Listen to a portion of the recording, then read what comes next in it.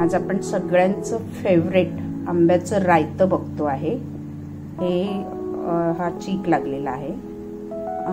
हा हापूस आंबा आहे। आंब्याच्या रायत्याला रायवळ आंबा लागतो आणि तो सध्या मिळत नाहीये, कोरोनामुळे सगळीकडे बंद असल्यामुळे। तो रायवळ आंब्याचाच रायतं एक टेस्टी आणि छान लागतं। पण मी हा जी पेटी घेतली हापूस आंब्याची, त्याच्यात अर्धे कच्चे अर्धे हिरवे 2 हापूस आंबे घेतले छोटेवाले आणि ह्याचं रायतं मी तुम्हाला दाखवते आहे। आता हे 2 आंबे मी स्वच्छ धुवून हे बॉईल करून घेणार आहे। कुकर मध्ये ह्याला 2 शिट्या मारून खरं घ्यायच्या असतात। मी शक्यतो कुकर वापरत नाही, अवॉइड करते। तर मी आता हे गॅसवर मोठ्या गॅसवर एक 10 मिनिटं त्यांना चांगला उकळवून घेणार आहे। एक 10 ते 15 मिनिटं चांगले शिजले पाहिजेत आतमधनं पण। तर उकळवून घेऊया। आंबे चांगले शिजवून घेतले, असे नरम झाले, दबले गेले म्हणजे शिजलेत असं समजायचं।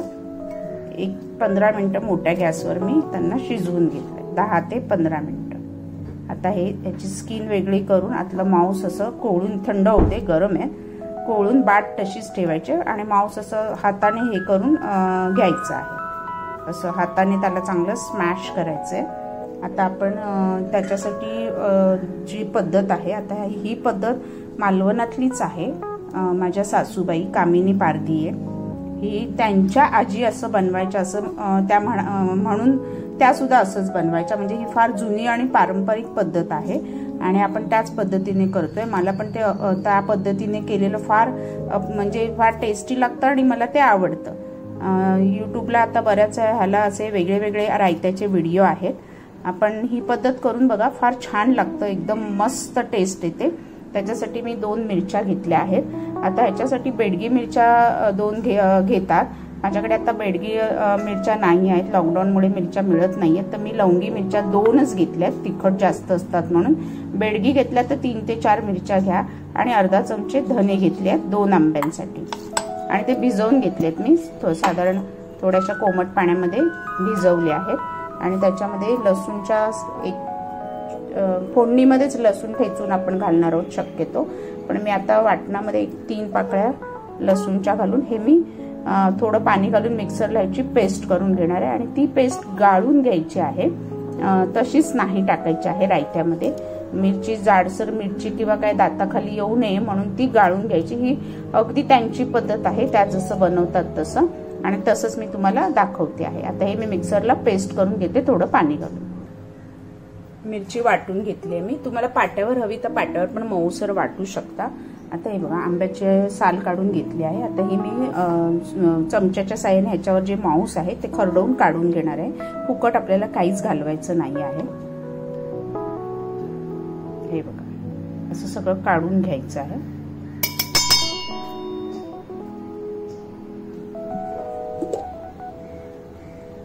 मिक्सरला मऊ वाटून घेतलंय, पण हे डायरेक्ट असंच नाही टाकणार आहे। त्याचं कारण मिरचीची बी दाताखाली येऊ नये म्हणून हे ते लोक गाळून घ्यायचे बहुतेक असं मला वाटतंय, पण पद्धत तीच आहे, ती मी दाखवते तुम्हाला। आता हे आंब्याचा पल्प आपण हाताने हे करून काढून घेऊया।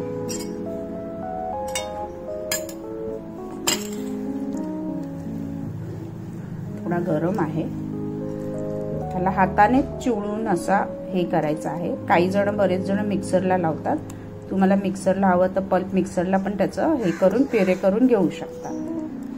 बाट मात्र तशीच ठेवायची आणि बाटेचं जास्त हे करून बाट कोरडी नाही करायची। बाटेला थोडंसं हे मांस ठेवायचं आहे, कारण ते तसं खाण्यातच ती रायत्याची खरं मजा आहे। एकीकडे कढई ठेवली आहे तापत। आता हे मी गाळून घेणार आहे, आंब्याच्या पल्प मध्ये गाळून घ्यायचं आहे।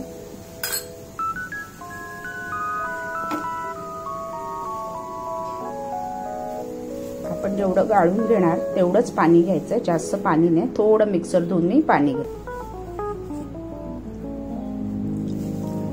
3 चमचे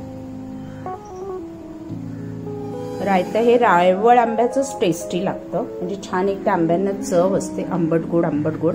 पण सध्या मिळत नसल्यामुळे मी कलमी आंब्याचं तुम्हाला, राजापुरी कलमी आंबा आहे हा, ह्याचं मी दाखवते आहे।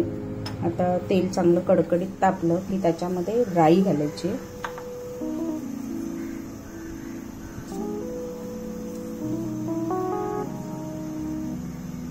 छोटा अर्धा चमचा, छोटा 1 चमचा आणि नॉर्मल आपला अर्धा चमचा. तुम्हाला आवडीनुसार राई तुम्ही घालू शकता. जिरं याच्यामध्ये नाही घालणार आहोत आपण. राई तडतडली आहे.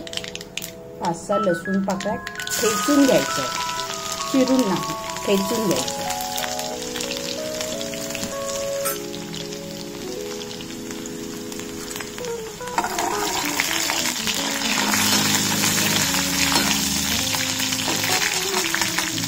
कढीपत्ता बारीक चिरून,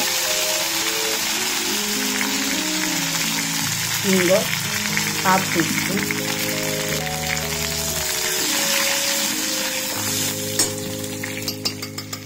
त्याच्यामध्ये हे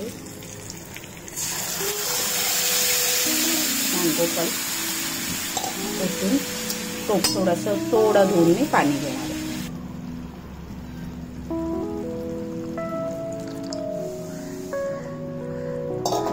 चांगलं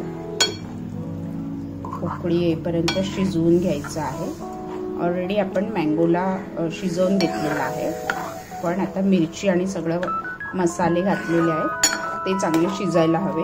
त्याची चव त्याच्यामध्ये एकजीव व्हायला हवी. मीठ चवीनुसार, गूळ आवडत असेल तर घाला, पण आंबा शिजवल्यानंतर त्याचा गोडपणा तेवढा राहत नाही आणि रायतं आंबट गोड तिखट अशी त्याची मिश्र चव असते. त्यामुळे थोडंसं गूळ चवीपुरतं घाला, म्हणजे त्याची एक छान चव येते. आणि गार्निशिंगला वरून कोथिंबीर घालायची आहे. कोथिंबीर मी नाही टाकत आहे कारण सध्या बाजारात लॉकडाऊनमुळे काहीच मिळत नाही आहे. आता हे चांगली 2 ते 3 मिनिटं उकळून घ्यायचं आहे आणि मग रायतं तयार आहे खाण्यासाठी. एकदम अप्रतिम भाकरी बरोबर, छान चपाती बरोबरही छान लागतं. कोकणात तर हे डेली असं बनवलं जातं. राईस बरोबर खातात, भाकरी बरोबर खातात. चपात्या कमी असतात, तांदळाची भाकरी, राईस, आंबोळी, म्हणजे तिकडच्या आंब्याची चवच वेगळी आहे. तुम्ही कशाबरोबरही खा, तुमची भूक वाढतेच.